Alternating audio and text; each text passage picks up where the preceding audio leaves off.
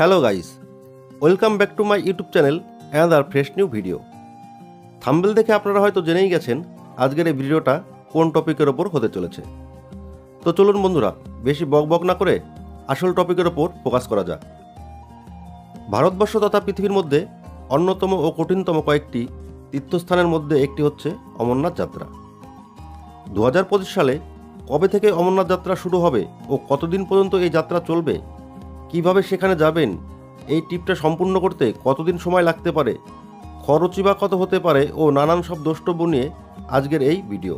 আপনারা যারা 2025-এ অমরনাথ যাত্রার জন্য প্রস্তুতি মনে মনে করেই নিয়েছেন তাদের জন্য খুব হেল্পফুল একটা ভিডিও হতে চলেছে। তো বন্ধুরা, ভিডিওটা একটু স্কিপ না করে পুরো ভিডিওটা দেখুন, আপনার সব প্রশ্নের উত্তর পাবেন আজকের এই একটি ভিডিওর মাধ্যমে। আর হ্যাঁ, ভিডিওটি যদি ভালো লেগে থাকে তাহলে ছোট্ট ভাইটিকে একটা লাইক, কমেন্ট ও চ্যানেলটিকে সাবস্ক্রাইব করে চ্যানেলটির পাশে থাকার জন্য অনুরোধ রইল। 2025 সালে অমরনাথ যাত্রাটি শুরু হচ্ছে 3রা জুলাই, যাত্রাটি শেষ হবে 9 আগস্ট। মোট মাঝে থাকছে 38টি দিন। আপনাকে যদি অমরনাথ যাত্রা করতে হয় এই 2025-এ, তাহলে কিন্তু এই দিনগুলির মধ্যেই আপনাকে আসতে হবে। এবারে বলি, অমরনাথ যাত্রার রেজিস্ট্রেশন কবে থেকে চালু হচ্ছে বা এই রেজিস্ট্রেশন আপনি কোথা থেকে করতে পারবেন। আশা করা যাচ্ছে 1 এপ্রিল থেকে অমরনাথ যাত্রার রেজিস্ট্রেশন চালু হয়ে যাবে। এবারে বলি, আপনারা রেজিস্ট্রেশন করবেন কিভাবে। তো দেখুন, অমরনাথ যাত্রার রেজিস্ট্রেশন দুই রকমভাবে হয়ে থাকে, এক তো অফলাইন ও দ্বিতীয়ত অনলাইন।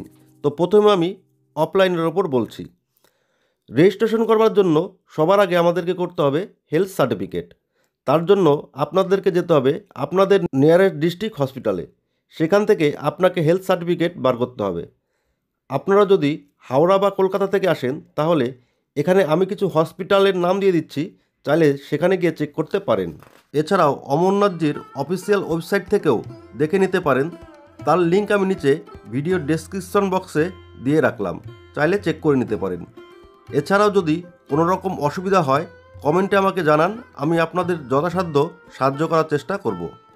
আপনারা প্রথমে আপনাদের ডিস্ট্রিক্ট হসপিটাল থেকে হেলথ সার্টিফিকেট নিয়ে সেই দিন বা তার পরের দিন চলে আসুন আপনাদের নিয়ারেস্ট যে কোনো ব্যাংকে। এখানে বলে রাখি, এখানে আপনি 4টি ব্যাংকের অপশন পাবেন: জম্মু ও Kashmir Bank, State Bank of India, Punjab National Bank ও 4 হচ্ছে ইয়েস ব্যাংক। এই সব ব্যাংকের হেড অফিসে গিয়ে আপনারা অফলাইনে রেজিস্ট্রেশনের ফর্মটা ফিল আপ করে নিতে পারেন। এই ফর্মটা ফিল আপ করতে আপনাদের লাগবে হেলথ সার্টিফিকেট, আধার কার্ড অরিজিনাল ও জেরক্স ও 3 কপি ছবি, সাথে অবশ্যই রেজিস্ট্রেশন ফি বাবদ 250 টাকা লাগবে। যদি আপনারা আপনার নিয়ারেস্ট ব্যাংকের ডিটেলস চান তাহলে অমরনাথজি অফিসিয়াল ওয়েবসাইটে গিয়ে চেক করে নিতে পারেন। এছাড়াও আপনারা অনলাইনে রেজিস্ট্রেশন করতে পারেন সেম অমরনাথজি অফিসিয়াল ওয়েবসাইট থেকে। ব্যাংক থেকে আপনাদেরকে অমরনাথ যাত্রার অনুমতিপত্র দিয়ে দেবে। ওই যাত্রাপত্রতেই আপনার যাত্রার ডেট দেওয়া থাকবে। সেই ডেট অনুযায়ী আপনাকে চন্দনবাড়িতে পৌঁছতে হবে এবং সেই ডেট থেকে আপনাকে চন্দনবাড়ি থেকে আপনাকে ডাইরেক্ট অমরনাথজির পথে যাত্রা শুরু করতে হবে। আমার মতে সবথেকে ভালো উপায় হচ্ছে আপনি অনলাইনে ঘরে বসেই আপনার রেজিস্ট্রেশনটা করে নিন, কিন্তু সেক্ষেত্রেও আপনার কিন্তু সর্বপ্রথম হেলথ সার্টিফিকেটটা প্রয়োজন। এছাড়াও অফলাইনে রেজিস্ট্রেশনের জন্য আপনি জম্মু তাওয়াই স্টেশনের বাইরে অফলাইন কাউন্টার দেখতে পাবেন, সেখান থেকেও আপনি আপনার রেজিস্ট্রেশন করে নিতে পারেন। এছাড়াও আরও একটি রেজিস্ট্রেশন কাউন্টার আছে ভগবতীনগরে যাত্রী নিবাসের সামনে, কিন্তু আমি আপনাদের সাজেস্ট করব আপনারা অনলাইন রেজিস্ট্রেশন করে তবেই এখানে আসুন। অন্যথায় অফলাইনে এসে রেজিস্ট্রেশন যদি এখান থেকে করতে চান, দেখা গেল ভিড়ের মুখে আপনার একটা দিন নষ্ট হয়ে যেতে পারে। আমাদেরকে রেজিস্ট্রেশনের সময় আরও একটা জিনিস মাথায় রাখতে হবে যে আমরা কোন রুটটি দিয়ে অমরনাথ যাত্রা শুরু করব। সাধারণত অমরনাথ যাত্রার রুট হচ্ছে দুটি, এক বালটাল হয়ে অমরনাথ, এই রুটটি হচ্ছে পায়ে হেঁটে 14 কিলোমিটার, ও দ্বিতীয় রুটটি হচ্ছে পেহেলগাম থেকে অমরনাথ। এই রুটটি কিন্তু অপেক্ষাকৃত কম খাড়াই এবং দীর্ঘ পথ। এই পথটি হচ্ছে টোটাল 48 কিলোমিটার, সময় লাগবে আনুমানিক 3 দিন। তবে প্রকৃতির অপরূপ সৌন্দর্য পরতে পরতে আপনাদের শারীরিক ক্লান্তি দূর হয়ে যাবে এক নিমিষেই। আর রেজিস্ট্রেশনের সময় আপনাকে ফর্মে উল্লেখ করতে হবে যে আপনি কোন পথে যাত্রা করতে চান। অর্থাৎ আপনি যদি বালটাল রুটটি সিলেক্ট করেন তাহলে কিন্তু পেহেলগাম রুট দিয়ে আপনি যেতে পারবেন না। আবার পেহেলগাম রুটটি যদি সিলেক্ট করে থাকেন তাহলে কিন্তু বালটাল রুট দিয়ে আপনি যেতে পারবেন না। এবারে বলি আপনারা অমরনাথে কিভাবে পৌঁছবেন। যদি ফ্লাইটে আসেন তাহলে আপনাকে আসতে হবে শ্রীনগর এয়ারপোর্টে। শ্রীনগর এয়ারপোর্ট থেকে পেহেলগামের দূরত্ব 90 কিলোমিটার ও বালটালের দূরত্ব 114 কিলোমিটার। আপনারা এখানে বাস ও ট্যাক্সির মাধ্যমে পৌঁছতে পারবেন খুব সহজেই। যদি আপনারা ট্রেনে আসতে চান তাহলে আপনাকে আসতে হবে জম্মু তাওয়াই রেলওয়ে স্টেশনে। আপনারা হাওড়া, শিয়ালদা ও কলকাতা স্টেশন থেকে ডাইরেক্ট জম্মু তাওয়াই আসার জন্য অনেকগুলি ট্রেন পেয়ে যাবেন। জম্মু তাওয়াই স্টেশনের বাইরে অটো স্ট্যান্ড আছে। অটো স্ট্যান্ড থেকে আপনাকে পৌঁছতে হবে ভগবতীনগর যাত্রী ক্যাম্পে। স্টেশন থেকে ভগবতীনগরের দূরত্ব হচ্ছে 7 কিলোমিটার। অটো ভাড়া পড়বে 50 টাকা। ভগবতীনগরে যাত্রী নিবাস হচ্ছে আপনাদের বিশ্রামের প্রথম স্থান। একেবারে বিনামূল্যে এখানে কিন্তু খুব ভালো ব্যবস্থা দেখতে পাওয়া যায়। এখানে বিভিন্ন সংস্থার থেকে অমরনাথ যাত্রীদের জন্য সম্পূর্ণ বিনামূল্যে থাকা ও খাওয়ার ব্যবস্থা করা হয়ে থাকে। ওই দিন রাত্রেই আপনারা বাসের টিকিট কেটে রাখুন, কারণ কি ভোরবেলায় বাসের টিকিট কাটতে গেলে আপনারা কিন্তু অনেকটা সময় নষ্ট হয়ে যেতে পারে। তো ওই দিন রাত্রে ওইখানে বিশ্রাম করে ভোরের বেলায় বেরিয়ে পড়ুন পরের দিন আপনার সিলেক্ট করা রুট অনুযায়ী। যদি আপনার পেহেলগাম হয়ে যান তাহলে ভগবতীনগর থেকে পেহেলগামের দূরত্ব হচ্ছে 240 কিলোমিটার। সময় লাগবে আনুমানিক 7 থেকে 8 ঘন্টা। বাস ভাড়া পড়বে 600 থেকে 700 টাকা। পেহেলগাম পৌঁছতে পৌঁছতে আপনাদের সন্ধ্যা বা রাত হয়ে যেতে পারে। পেহেলগাম পৌঁছে রাত্রি থাকার জন্য একটি টেন্ট ভাড়া করে নিন, বা ওইখানেও থাকা খাওয়ার জন্য সম্পূর্ণ বিনামূল্যে বিভিন্ন সংস্থার থেকে ফ্রির ব্যবস্থা পেয়ে যাবেন। পেহেলগামে পৌঁছে পেহেলগামে থাকাকালীনই তৈরি করে নিন RFID কার্ড। ভালো করে মনে রাখবেন, পেহেলগাম বেস ক্যাম্পে থেকেই কিন্তু আপনাকে অনলাইন রেজিস্ট্রেশন বা বায়োমেট্রিক KYC ভ্যালিড থাকলে তবেই কিন্তু আপনি RFID কার্ড পেয়ে যাবেন। এই কার্ড তৈরি হলে তবেই আপনি পেহেলগাম বেস ক্যাম্পে থাকার অনুমতি পাবেন। দ্বিতীয় দিন পেহেলগাম থেকে চন্দনবাড়ি যাওয়ার জন্য 16 কিলোমিটার পথ আপনাকে যেতে হবে ট্যাক্সি করে। ট্যাক্সি ভাড়া পড়বে 150 টাকা মাথাপিছু।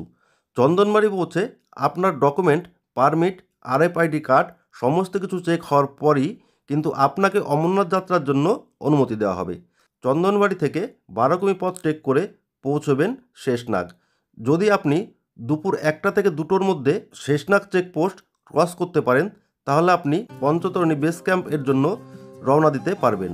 না হলে কিন্তু আপনাকে ওই দিন শেষনাগ বেস ক্যাম্পেই থাকতে হবে। পরের দিন শেষনাগ থেকে পঞ্চতরণীর উদ্দেশ্যে যাত্রা শুরু করুন। এই ট্রেকটি হচ্ছে 14 কিলোমিটার। আপনি এই 14 কিলোমিটার পথ একদিনে যদি অতিক্রম করতে পারেন তাহলে খুব ভালো হয়। ওই দিন পঞ্চতরণী বেস ক্যাম্পে থেকে যান এবং রাত্রে বিশ্রাম নিয়ে নিন। পরের দিন পঞ্চতরণী থেকে পবিত্র অমরনাথ গুহার দূরত্ব হচ্ছে মাত্র 6 কিলোমিটার। অমরনাথ বাবার দর্শন শেষে বালটাল এর রাস্তা ধরে নিচে নামতে শুরু করে দিন পেহেলগাম আসার জন্য।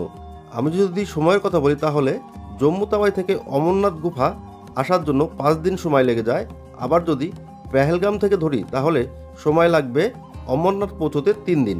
অন্যদিকে যদি বালটালের রাস্তা ধরি আমরা তাহলে কিন্তু একদিনই আমরা পৌঁছে যেতে পারবো পবিত্র অমরনাথ গুহায়। কিন্তু বালটালের রাস্তাটা কিন্তু খুবই দুর্গম ও খারাপ পাহাড় ও সংকীর্ণ রাস্তা হওয়ার কারণে অনেকেই এই পথ দিয়ে আসেন না।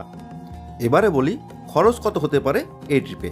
দেখুন, খরচের হিসাব যদি ধরি, জম্মু স্টেশনে পৌঁছানোর পর থেকে অমরনাথ গুহা দর্শন পর্যন্ত আপনার কিন্তু থাকা খাওয়ার কোনো পয়সা লাগবে না। বিভিন্ন ছোট বড় স্বেচ্ছাসেবী সংস্থা ও বিভিন্ন লঙ্গরখানার থেকে আপনার কিন্তু থাকা খাওয়ার ব্যবস্থা হয়ে যাবে। তবুও যদি আপনার কিছু কিনে খেতে ইচ্ছা করে সেক্ষেত্রে আপনি কিছু টাকা খরচ করতেই পারেন। আর যদি আপনি আলাদা টেন্ট ভাড়া নিয়ে থাকতে চান সেক্ষেত্রেও কিছু খরচ হতে পারে। তাছাড়া ট্যাক্সি ভাড়া, বাস ভাড়া এর সমস্ত কিছু খরচা হয়। তো সব মিলিয়ে জম্মু থেকে অমরনাথ যাত্রা শেষ করে জম্মু পৌঁছতে আপনার 2 থেকে 3 হাজার টাকার বেশি খরচ হওয়ার কথা নয়।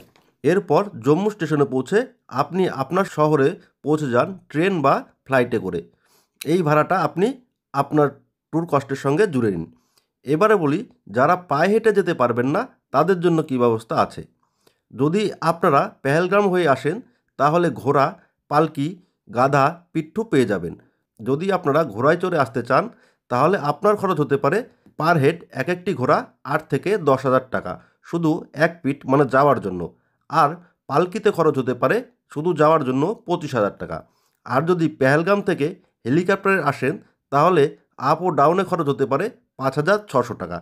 আর যদি শুধু এক পিট মানে হেলিকপ্টারে চড়ে যেতে চান তাহলে খরচ হবে 2,800 টাকা। বন্ধুরা, এই একটি ভিডিওর মাধ্যমে অমরনাথ যাত্রার সম্পূর্ণ তথ্য আপনাদের সামনে তুলে ধরার চেষ্টা করলাম। এরপর আপনাদের মনে আরও কোনো যদি প্রশ্ন থাকে তাহলে আমাকে কমেন্ট বক্সে কমেন্ট করতে পারেন। আপনাদের সমস্ত প্রশ্নের উত্তরই দেওয়ার চেষ্টা করব। ধন্যবাদ। দেখা হবে নেক্সট কোনো ভিডিওতে।